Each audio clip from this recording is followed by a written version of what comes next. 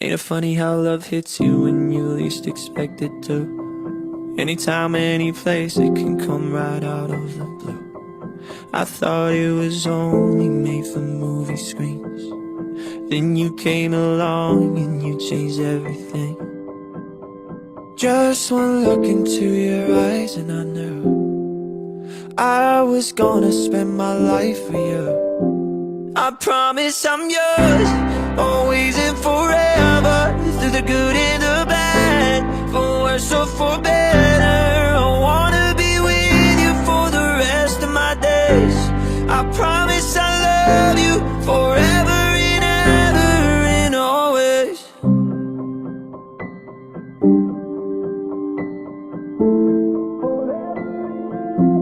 From this day on, I will be everything that you need. And I won't let anyone or anything come between you and me. 'Cause this love we got is deeper than oceans. My heart is yours and you know this. I'll follow you where you're going, 'cause that's where my home is. Just one look into your eyes and I knew I was gonna spend my life with you. I promise I'm yours. Sa bawat isa ng mga ito ngayon, nasasaksi sa kahalan nito ni Marcia at ni Marquis. Marquis, kaya kayo ay narito ngayon dahil kayo ay lalagay sa isang ligahan ng pagsasama. Pag sinabing ligahan ng pagsasama, ito ay ibig sabihin ay valid, no? Habang kayo nabubuhay, no? May visa sa inyong kasal.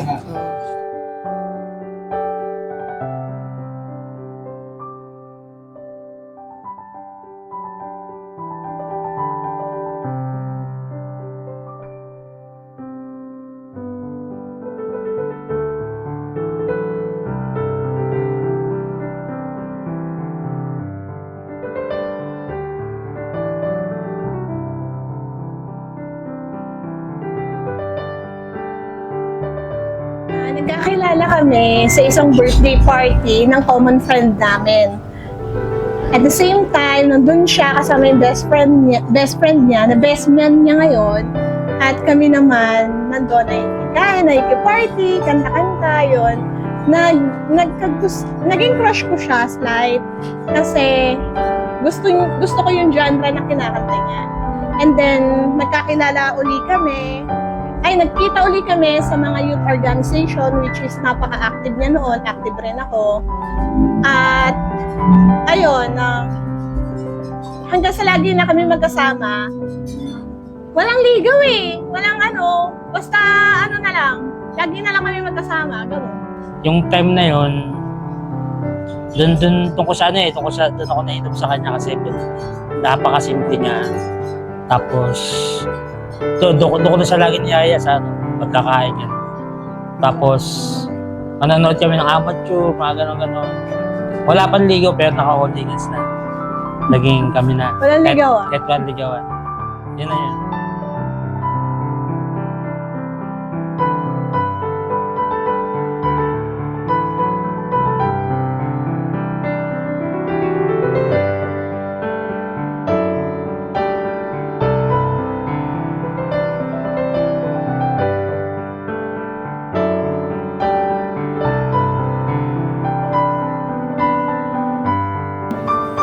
Ayon sa Ephesians 5:22 sa ito, Marquis sabi, mga asawang babae, pasakot kayo sa inyong asawang lalaki sa lahat ng bagay. In everything, sabi.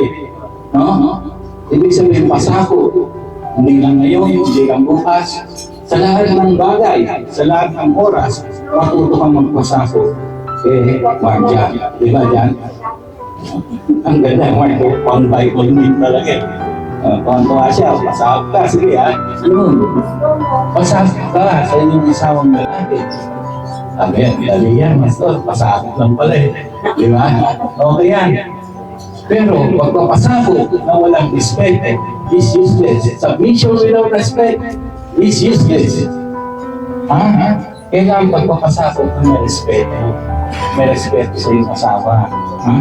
Kung anong desisyon ni Marcia, respetuhin mo. Magpasakot ka na may respeto. Halimbawa, gusto ni Mark yung bumili na pansyo, responsible na yung decision niya about sa iyo. Sa hirap natin na sama-sama na natin. Okay.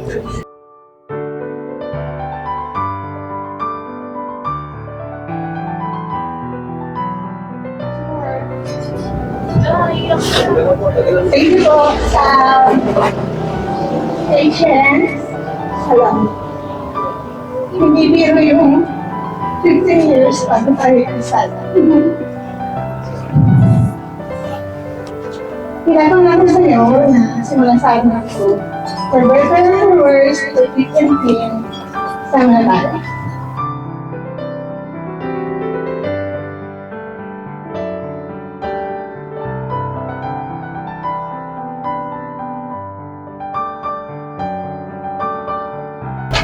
One thing na ipagmamalaki ko sa kanya is napaka-pasensyoso niya sa akin.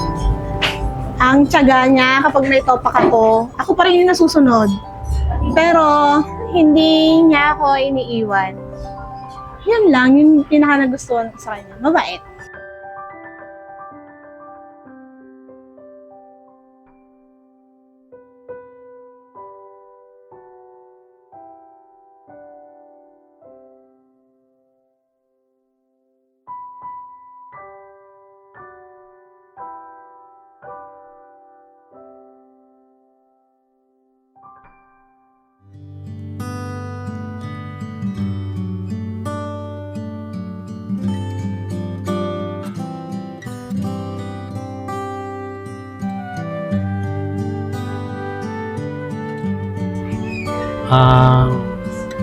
Sobrang ano niya sobrang mabait siya. Tapos, ano siya, maganda na rin. Ganun. Sobrang ano niya, pagka kakain kami, talagang buhos biyaya ba. Walang tipid-tipid kung kakain. Ganun siya, sobrang mahal siya rin. Beautiful smile. My life started to change. I'd wake up each day feeling alright with you right by my side. Makes me feel things will work out just fine. How did you know I needed someone like you in my life? That there's an empty space in my heart. Ayan, ngayon kasal na kami. Ang goal na lang namin is kumandang magkasama.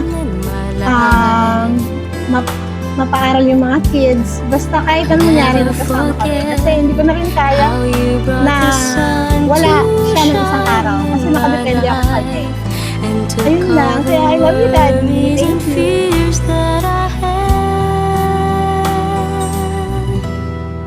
I guess what I'm really trying to say, it's not every day that someone like you comes my way. No words can express how much I love you.